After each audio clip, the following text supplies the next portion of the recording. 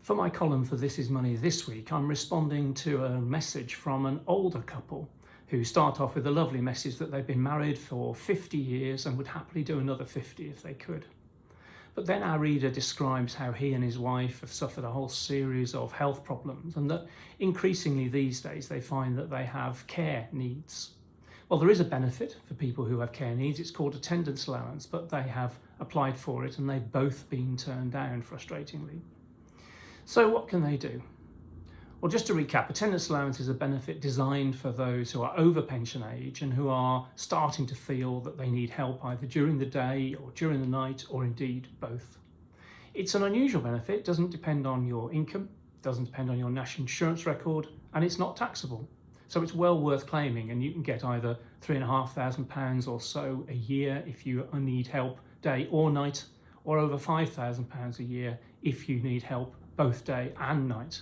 And you don't actually have to be spending that money. So although if you've got carers coming in or you've got Meals on Wheels and you're spending money, then of course it goes towards that. But you can claim the benefit regardless of whether you're actually spending the money on care costs, simply whether you need help with care. Now, it's not an easy form to fill in. It's long because it covers all of the different circumstances that it might need to relate to. And I've recommended to readers that they ask a charity like Independent Age UK or Citizens Advice to help with the form filling. And one thing I notice with the older generation is they often tend to play down how much they're struggling. And that's something you shouldn't do on a form. You shouldn't obviously exaggerate, but you should be comprehensive and full about your needs, and that will enable DWP to make a fairer assessment. Well, in this case, they've applied and they've both been turned down, but that needn't be the end of the story. You can appeal, you can challenge the decision. And the appeal process is in two elements. First of all, is something called mandatory reconsideration.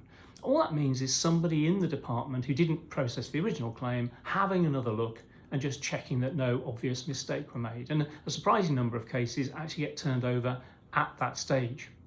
But if that bit of the process doesn't change things, you can then go to appeal to an appeal tribunal, which is independent of the department. Now, that sounds a bit big and scary, and back in the day, you probably have gone to perhaps a court or similar for that. These days, a lot of it's done online, on video, and it gives you the chance to just tell your story to the tribunal chair, who's independent of the department. And about 1 in 3 attendance allowance refusals that have got to that point are then overturned. Again, the charities I mentioned can be helpful in supporting you with that appeal. So if you know anybody who is in retirement, who has care needs, who could do with a bit of extra help, I would encourage them to claim attendance allowance, to get expert help in claiming it, and not to take no for an answer.